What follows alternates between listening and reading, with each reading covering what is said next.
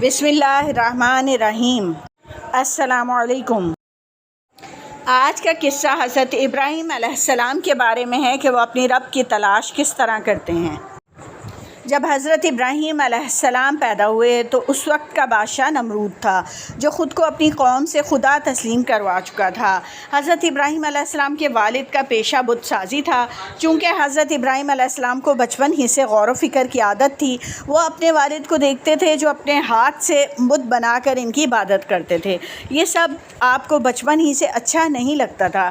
چونکہ ان کے باپ کا پیشہ بت بیچنے کا تھا، لہٰذا ایک دن آپ علیہ السلام نے بھی ایک بت کے پیروں میں رسی باندھی اور گھسیٹتے ہوئے بازار لے گئے اور وہاں جا کر آوازیں لگانے لگے کہ لے لو ان بے جان بتوں کو، لے لو جو تم کو نہ کوئی فائدہ پہنچا سکتے ہیں اور نہ نقصان سے بچا سکتے ہیں۔ اس طرح بچپن ہی میں آپ نے پیدائشی پیغمبر علیہ السلام ہونے کا ثبوت پیش کر دیا۔ کفار کے دل میں حضرت ابراہیم علیہ السلام کی نفرت بڑھتی گئی اور آپ علیہ السلام نے بت پرست قوم کو بت پرستی کی خرابیوں سے آگاہ کرتے ہوئے حق کی تبلیغ جاری رکھی۔ بچپن ہی سے حضرت ابراہیم علیہ السلام کے دل میں بتوں سے نفرت پیدا ہو چکی تھی۔ یہ اللہ تعالیٰ کا ہی معجزہ تھا کہ آپ علیہ السلام کو کسی بت پرستی کی جانب راغب نہ کیا، بلکہ ایسے حالات پیدا فرمائے کہ حضرت ابراہیم علیہ السلام بار بار اپنے ارد گرد بسنے والے لوگوں کو بتاتے رہتے کہ خود اپنے ہاتھوں سے بنائے ہوئے بت دوسروں کی ضروریات کیسے پوری کر سکتے ہیں۔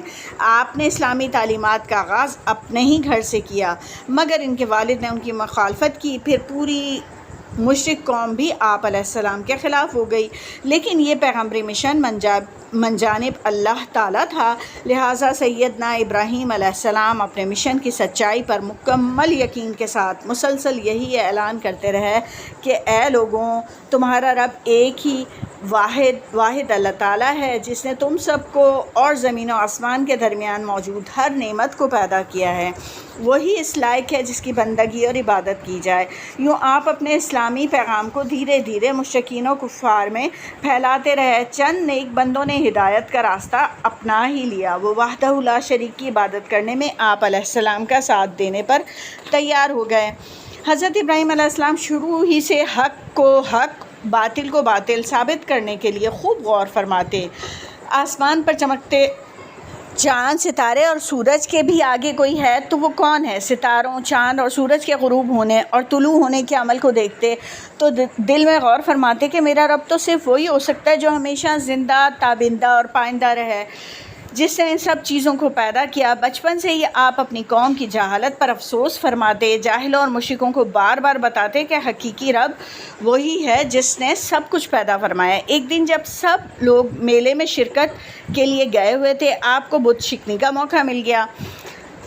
تمام بت توڑ کر کلہاڑی سب سے بڑے بت کے ہاتھ میں اٹکا دی۔ اس اقدام سے آپ علیہ السلام نے عملاً اس قوم پر ثابت کر دیا کہ یہ اپنے ہاتھ سے بنائے خدا بت کچھ نہیں کر سکتے۔ اس واقعے کے بعد مشرکین و کفار آپ کے کھلے دشمن ہو گئے۔ آپ علیہ السلام نے دریافت کرنے پر بتایا کہ یہ جہالت کی انتہا ہے کہ تم لوگ ایسے بتوں کی پوجا کرتے ہو جن کو تم نے اپنے ہاتھ سے گڑھا ہوا ہے۔